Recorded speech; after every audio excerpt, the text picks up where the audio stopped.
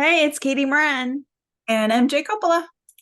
We're sharing an 11-part mindful mental health miniseries called RNTKY, sharing 11 reasons not to kill yourself. It started as a blog post, YouTube video, and now a Discord community where we host gratitude challenges. Episodes will be coming out Tuesdays and Thursdays between Thanksgiving and New Year's Day. Today's episode, and the reason is there is someone who cares. It can be hard to keep going when you feel like no one cares for you. I promise you that there is someone who cares. Think of those who have cared in the past, even if you have lost them. Keep that care close to your heart and know you are not alone. You may find someone in the future who cares for you so deeply that you will look back at this time where you felt like no one cared and feel immense gratitude for holding on so that you could get to the point of sincere care. You will also care again. Even if you feel like there is nothing you'll ever feel passionate about, your spark will come. You will find that thing that sets you on fire and you will feel alive. Just keep going. Yeah, this particular one, I know we had kind of just talked about this, but this is the hardest one, I think, for me. Um, I have such like deep rooted abandonment issues from my childhood that this one is particularly hard. I did talk about one of the practices I use when I was having such really hard time, which is the counting practice, which, as a recap, is I would sit and pretend I was at my own funeral and count the number of chairs that people were sitting in. And I would include anybody who ever like existed and showed any kind of kindness to me. And that's, and every once in a while I'll still use that practice. But I was saying to you earlier that this is the one that I dreaded the most, mostly because it feels like the one that's the most heavy. It's the one that feels like when I was going through it, that's like 90% of the feeling that I got, um, that I was having during those episodes was like this, basically. Like, nobody really cares. Like, what the heck does it even matter? Like, so this one hits hard in particular. That's so interesting because I feel like this one I have a very different relationship with. I feel like for me, this is like the lightest and like the most warm. And I think this is the only reason that I didn't feel like I had when I was suicidal. Like I feel like I kind of like had all the other reasons, like they were reasons for me, but this one I really believe no one cared about me. And I just like couldn't imagine that anyone did care about me. And I felt like I was such a burden. And I felt everyone was better off without me. I felt no one really cared for me and that um, I didn't really have a place. And I think one thing that is so meaningful to me about speaking up and being an advocate for suicide prevention and hope and sharing my story is that people will tell me how much they care, which I think is so rare. And like back when I was suicidal, like no one ever told me that they cared. And I didn't feel like anyone did. And like now I think about how much love is in my life and like how much joy is in my life. And it's like I really feel those people that care and I feel so valued by the people in my life, which I never would have believed that that was possible. And even like strangers online, like I feel valued by people I've never even met before. And I think like opening up and being so vulnerable, it's really allowed for me to like connect profoundly with other people because they'll share what they've been through too. And I just feel so much less alone. And I remember when I first started my poetry platform, the whole mission of it was to help other people feel less alone. And it was just so powerful how it ended up making me feel I don't think ever since I started it, I ever felt alone, like truly alone or like deeply alone because I started connecting with so many people.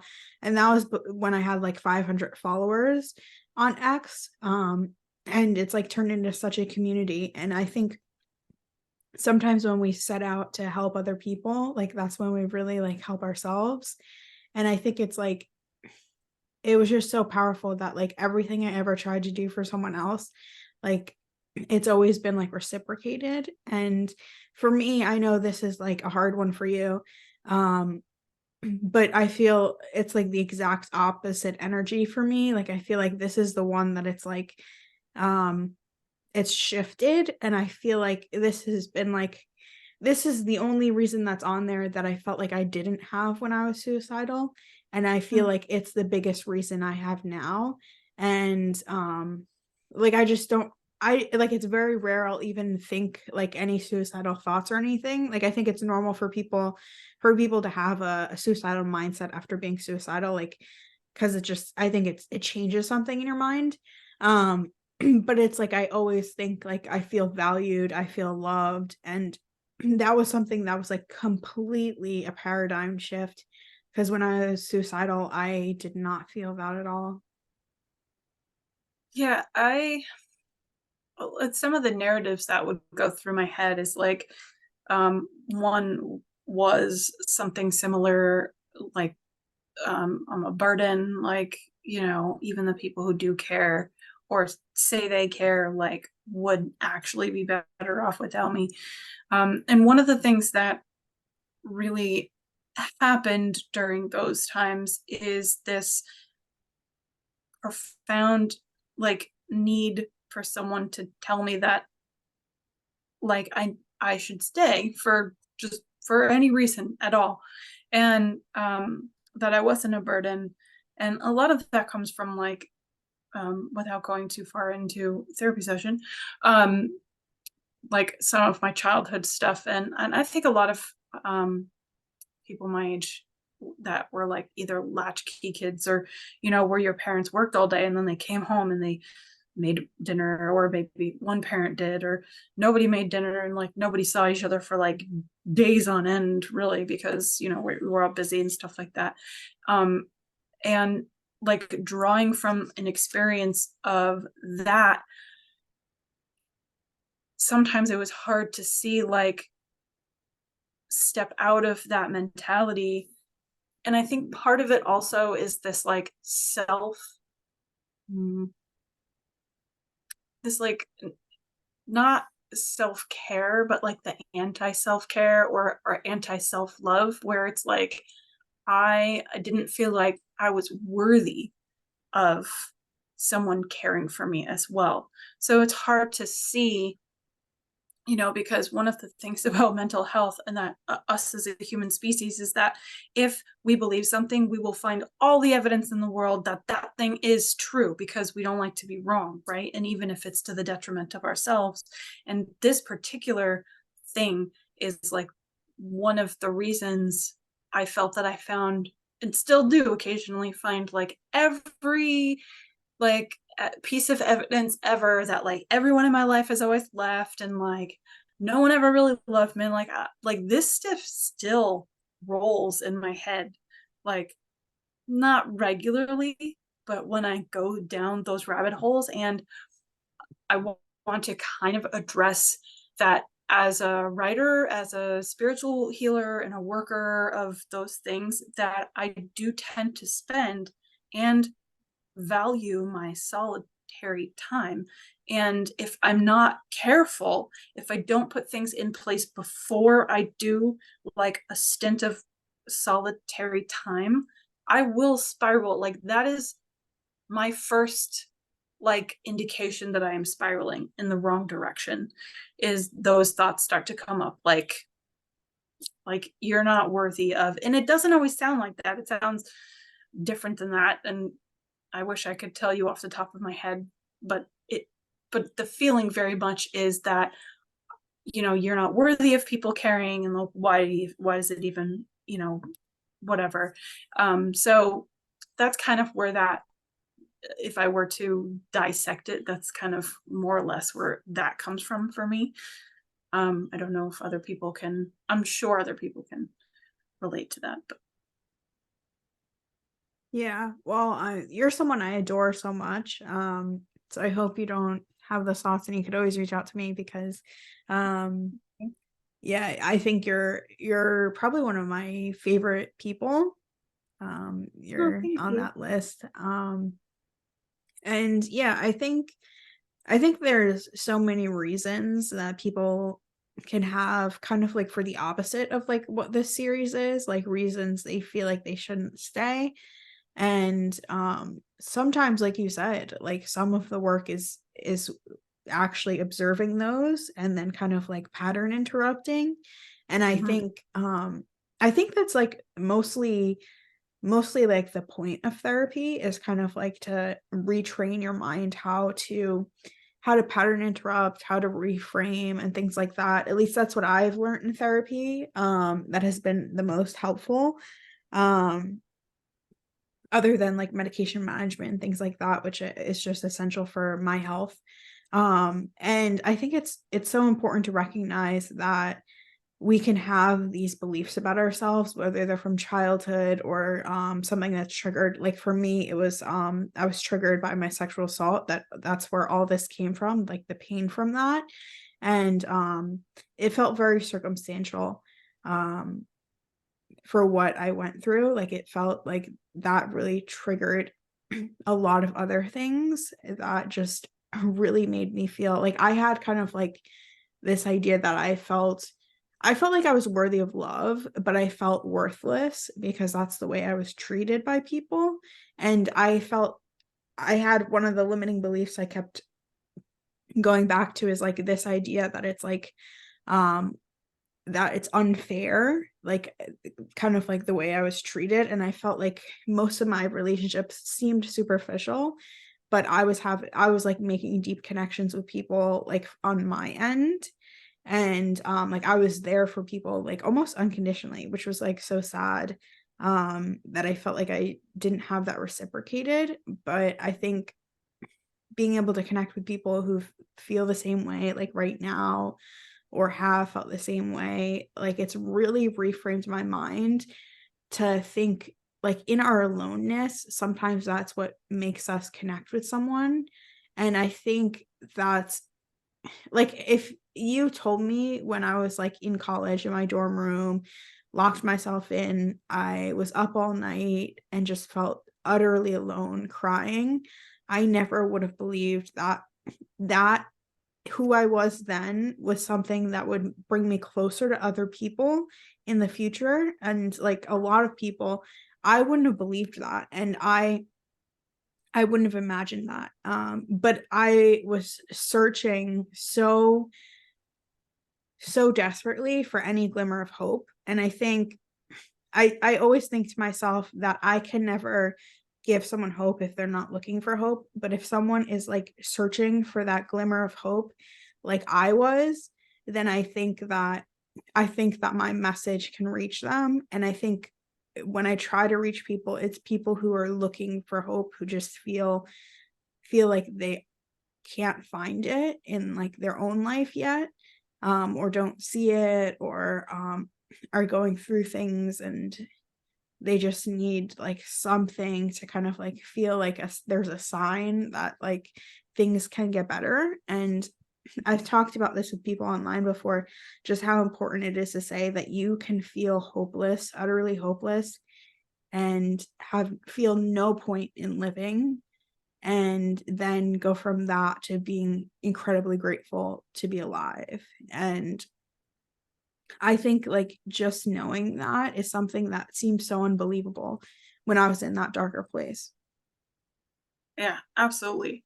And I want to like I feel incredibly cared for like now. And I want to say that like I still have moments, and again it's usually like self solitary confinement, if you will, that kind of makes it that way in my head. And but when I step out of that, I feel like going back to the whole counting thing, it's like nowadays I can picture like an entire like theater full of people, like, sitting there, so it's different than it was.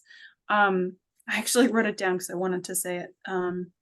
That I think one of the lessons that I've learned throughout the last few years is that we are very much in our own heads a decent portion of time.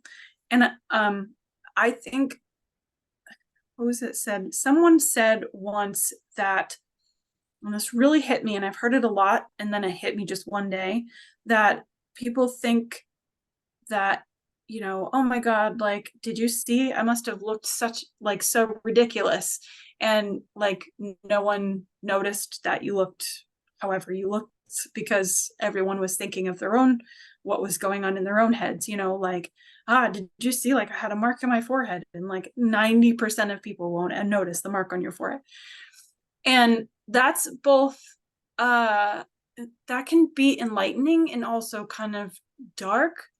But the way I started to look at that is like, if I don't say something, someone will not likely notice. So one of my toxic traits is that I will assume everyone knows how I feel, and that if someone cared, someone would come over to me and say, "Hey, like, I've noticed you've been really sad and blah blah blah." And the thing is like, somebody close to me once was like, "I had no idea what you were going through. Like, there was no indication. You always showed up with a smile on your face, and you always gave to all these other people, and you always look happy. You always looked like, maybe other times you'd be like a little bit more quiet, but I know you observe, you're a people watcher and blah blah blah." And I was like, so here I am feeling alone, right? Feeling like nobody cares. And half of it is, or a decent portion of it is, because I'm not communicating. I'm not communicating how I feel. I'm not communicating my feelings. And this is why I think that it's really, really important to have a coach, a therapist, a community of people that you can be like, this is how I'm feeling. And somebody can be like, like, I don't know you enough to not, to know your habits enough to know like that's, me. Um, someone could translate me going away for 2 weeks and locking myself in my room. I was like, oh, she's working on a project. And sometimes I am, but sometimes I just don't want to people because I'm in my own head and I feel like nobody cares and I'm just going to like disappear. So it's, for me, it's, I'm realizing that like I need to communicate and be vulnerable with how I feel for people to be able to communicate back to me that they care, because I'm just going to sit here and assume that no one does, because that's my default trauma response.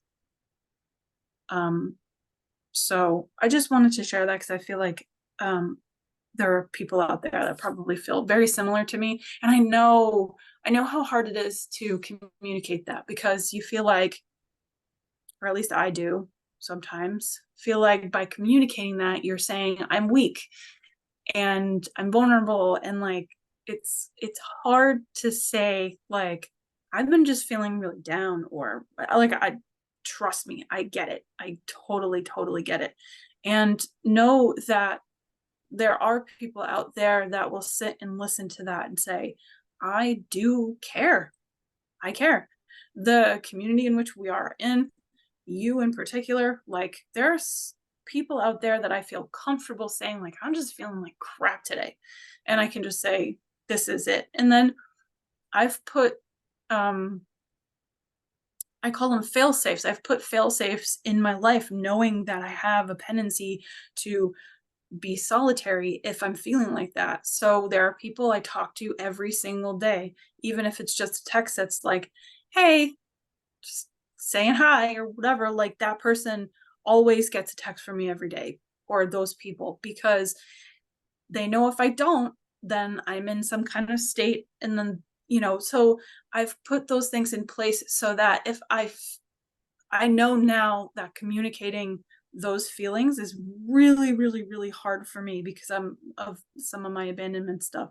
So I put those things in place when I did feel okay, so that when I didn't feel okay, though my support system, the people who agreed to be my support system, would be able to show up for me and know that my absence means that I am feeling that way.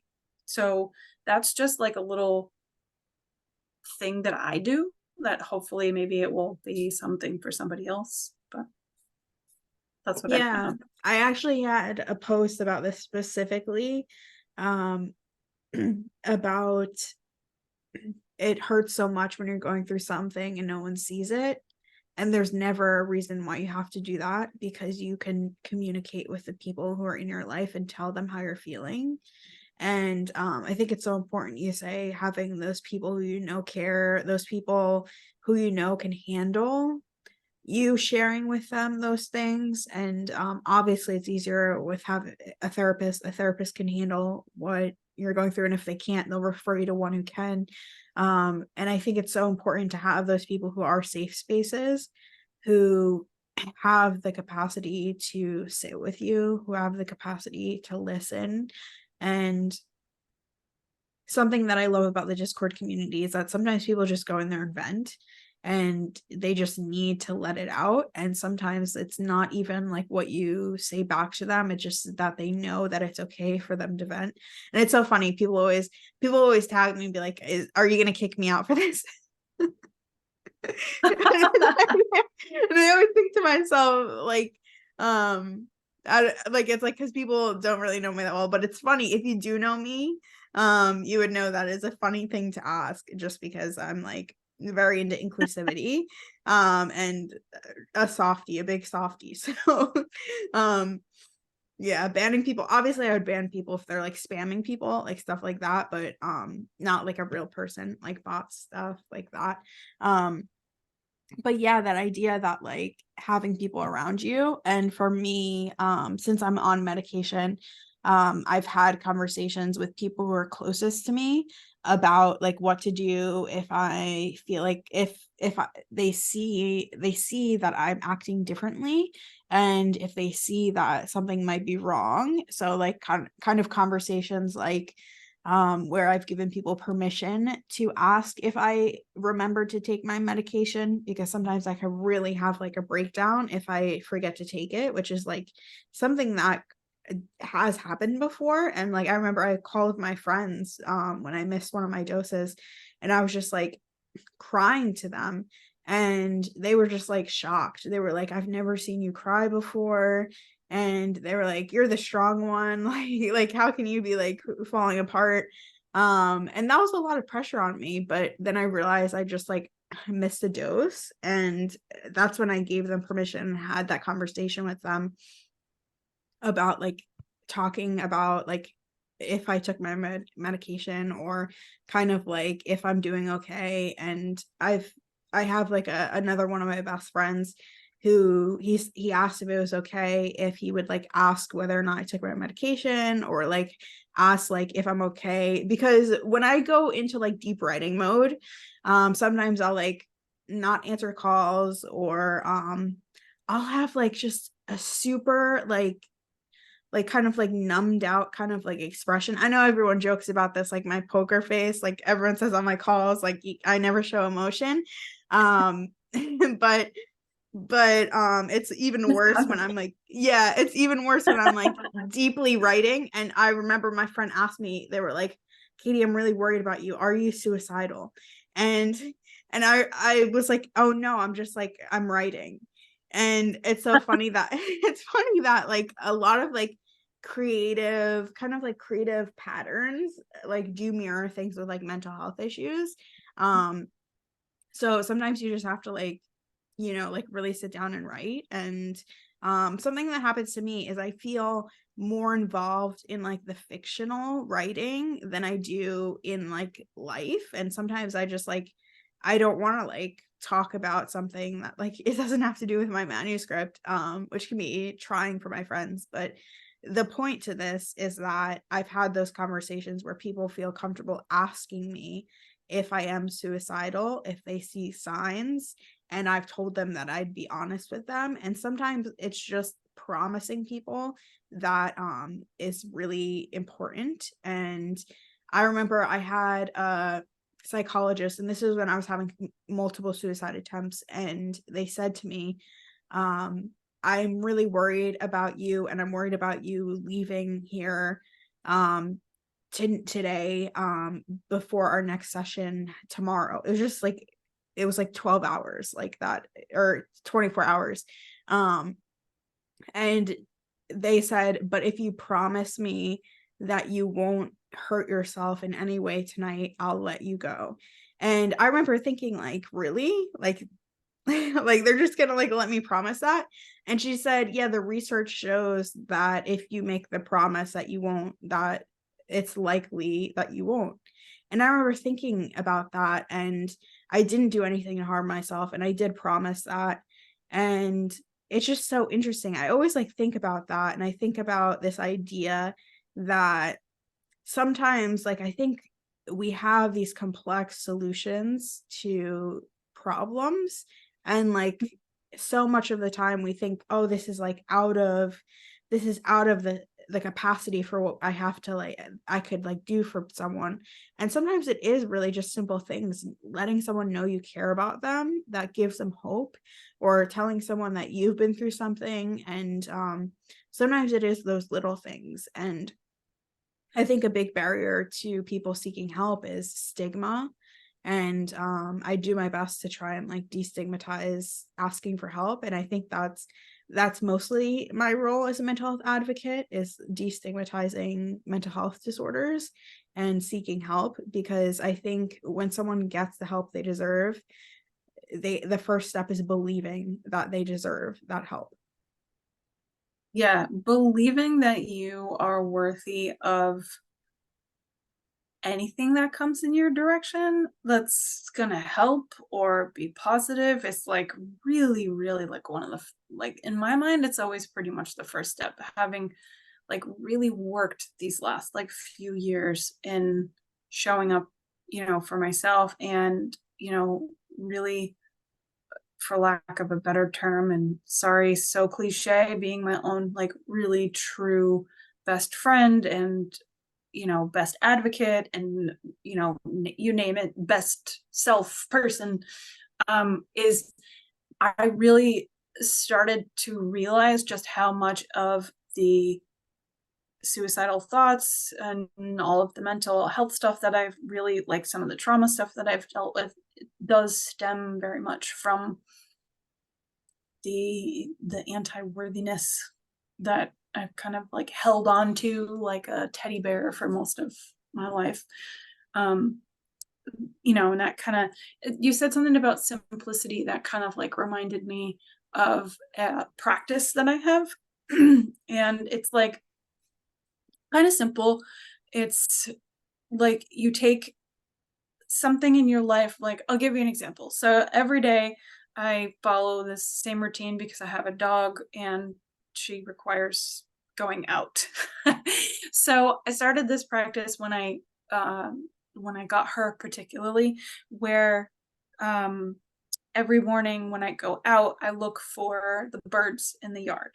Um, and that kind of like every time I would see a bird in the morning, it would just remind me to just like enjoy the moment. So I would just like, like there's joy in this moment. And the birds would just allow me to have a moment where I felt okay for that. Like everything is going to be okay just for this moment.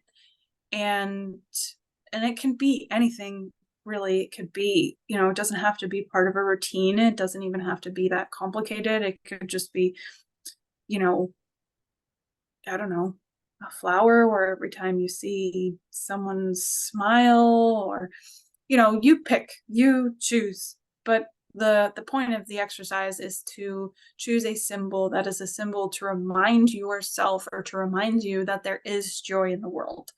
Um, Ah, we were on a call with somebody, or somebody had mentioned this book called Micro Joys, and I have not read the book, but just the title itself reminded me of that practice. It's like the practice of finding joy every day in something, really. So I just wanted to like bring that up because I feel like it's a good practice.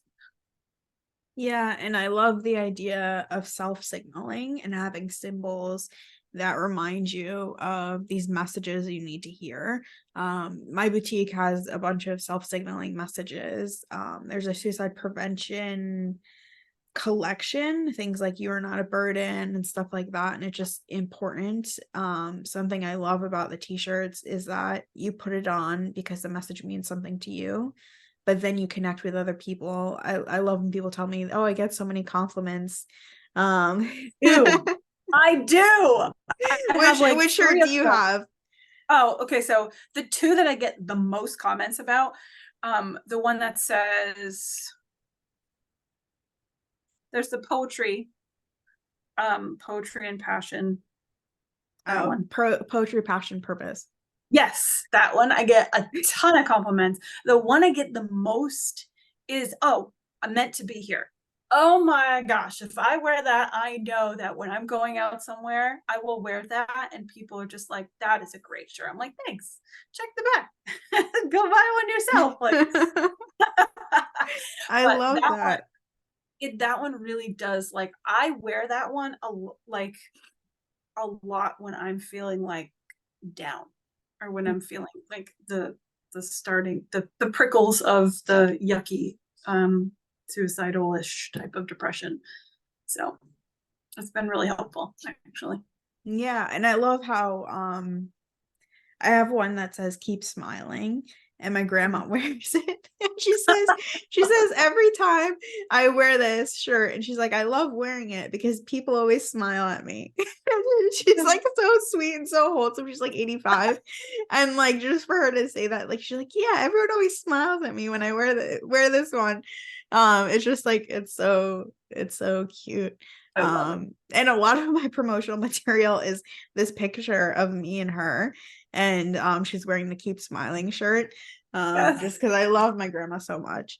But yeah, I wanted to talk a little bit about this idea of using symbols as self-signal. So something that I do is I use symbols as rings, and I like have something I'm working on or something that's important to me. Like when I started Summation 52, I got this ring with like a feather. And that's like the symbol for me to like remind myself of the commitment to write a poem a week, and then to publish that at the end of the year. And that's something that's so important to me. And I want to talk a little bit about self-advocacy and being on your own team in your own health, and specifically mental health. So I remember when I first was diagnosed, and I had to start medication, my psychologist at the time, she was a bipolar expert and specialist, and she said to me it takes about a year to stabilize on medication. And I was in school at the time, and I was like, a year? Like I can't give up a year. Like I'm in school, I won't graduate on time. It was so devastating. And the experience was even more devastating than that of college. If you watched all of the episodes with my text and context endeavors. But yeah, it's funny because I remember I had a mental health relapse, and I always thought about how it takes 1 year to stabilize. I went off of medication and I had to go back on, and I realized that it would be a year to get my medication stabilized. And that's kind of like you feel normal on it and stuff like that, and you have the right dosage, and you can really like start rebuilding your life. And that's when I started Summation 52, my poetry platform, when I made the commitment to write a poem a week for a year. And that was to hold myself accountable as a writer. And it did help me publish my first book that was Periwinkle Wishes. And I published my second and third books, which were poems from Summation 52 platform. And it was so empowering for me to tell myself I will hold on for a year and I will not I will not have any suicide attempts. I will not harm myself. And it was like for me making that commitment for that year to hold on just so that I would stabilize. And I think anyone can kind of like tell themselves like this is what it's going to take for me to get better, and then to make a commitment to actually be there for yourself. And I think it takes intention and it takes mental fortitude for you to actually be there for yourself.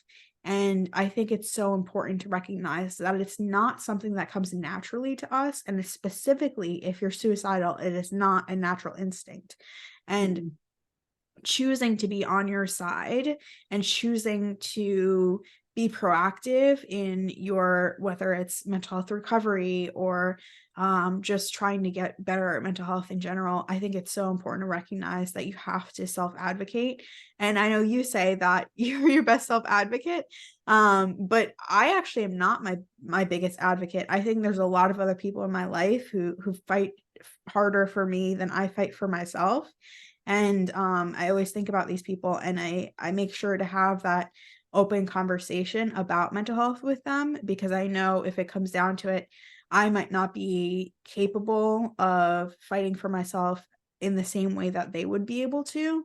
And I think you can do everything you can to be on your own team and to take care of yourself. But at the end of the day, you have to make sure that you're in an environment that supports you, and an environment that really has care for you, and that if you can't be there for yourself, that other people will step in to help you. And for me, I always thought this idea of like being a burden meant that I couldn't ask for help. And so many people would just prefer to help you than to see you do something that you can't take back. And um even like mental health professionals, like I think it can be so weird to feel like a stranger cares about you more than you care about yourself, but sometimes that's what happens. Sometimes strangers do care more about you than you care about yourself. And specifically people who have devoted their careers and their lives to helping others, or helping people who are suicidal, or helping people who have mental health conditions. Like these are people who care about other people, and you don't have to do anything for them to recognize your inherent worth. I think that's a really important, like, it took me years to feel like, I still do feel like I am my best advocate, but I do know now that there are people in my life, and I still remember this. Um, I remember me saying something to my friend once. I was like, "I'm just so lucky to have these people and these friends in my life." And she goes, "No, you are not lucky. You're not lucky. You chose to have these people in your life. You're not lucky. You figured out the people who align with you best, and those are the people that are in your life." And I was like, it just totally threw me, because I was like, but I'm lucky. And she's like, you're not, it's not all luck. Like, is it luck that you met them? Maybe, but it's not luck that you kept them there. That actually kind of reminds me, um, like, you never know the people who are gonna care. Like, it could be a complete stranger, like you said, and somewhat it could be an advocate of, like, mental health, or, in this case, so you wrote a poem called "A Wish," and I'm gonna read it, and to me, it's that, like, well, I'll read it and then I'll, like, whatever. It's called "A Wish." So, she gave me a penny, one of many coins she begged for on the street, now offering them to me as if generosity was her second heartbeat. She told me to make a wish with the first penny. She said she had plenty. A wish for world peace, the unwavering belief that conflict can cease. She handed me a second penny, handed over a significant amount of her money. My second wish, only for her, a penny in a church fountain, wishing society could move this mountain. Her home was in her heart. an an understanding of depths deeper than superficiality. She did impart. Sorry, that last sentence got me. So when I read that, I think of not only the fact that that woman who didn't know you cared enough to share what she had with you, and if she didn't care, she wouldn't have done it. And then in part, you also noticed her as a human and cared to wish for her well-being. So it's kind of this like moment where you're realizing that, like, again, I love how this always comes up, how we are all connected, and sometimes like a moment of kindness can remind us that we don't need to know the person whose kindness is coming to us for them to care. They care because you are another human being on this planet, sharing this space with them, this like mountain, if you will, this like we're all on this floating rock in the sky in the same galaxy, and I know that's a generality, but it's true. And the happier we are as a person, the happier or the more content, let's put it that way, people are around us, because that ripples. There is a ripple effect. So that poem reminds me that there's kindness and care in even people who you don't know, and people you wouldn't think their circumstances would give them reason to be kind and caring. You know what I mean? Yeah, actually, there's so much more depth to that because we talk about this idea of invisible impact, and I walked past her. She would sit outside of the church. I must have walked past her hundreds of times, and every time I didn't look at her, and I just said, I wish there was something I could do, but I don't know what I could do at this Mhm. time, and I didn't have the courage to do anything.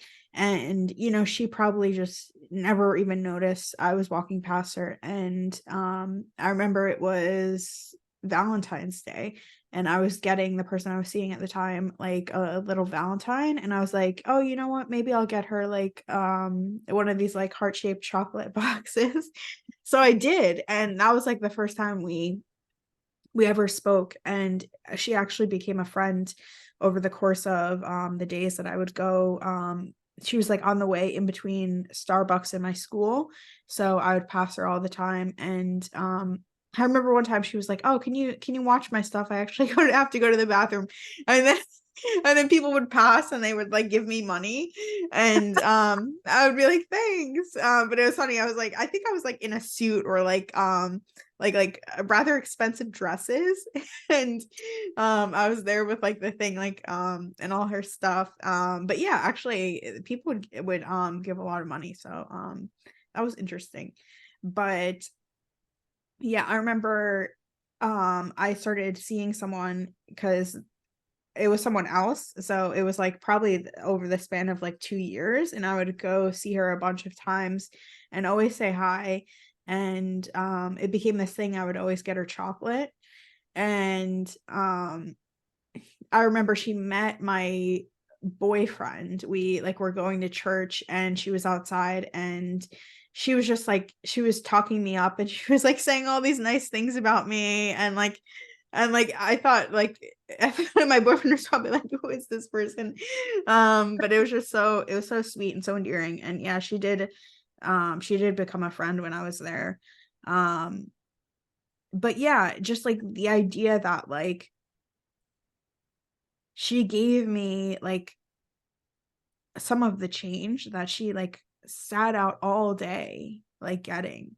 And it was just so incredible that she like, just for me to make a wish, like it's like it seems so silly, but the idea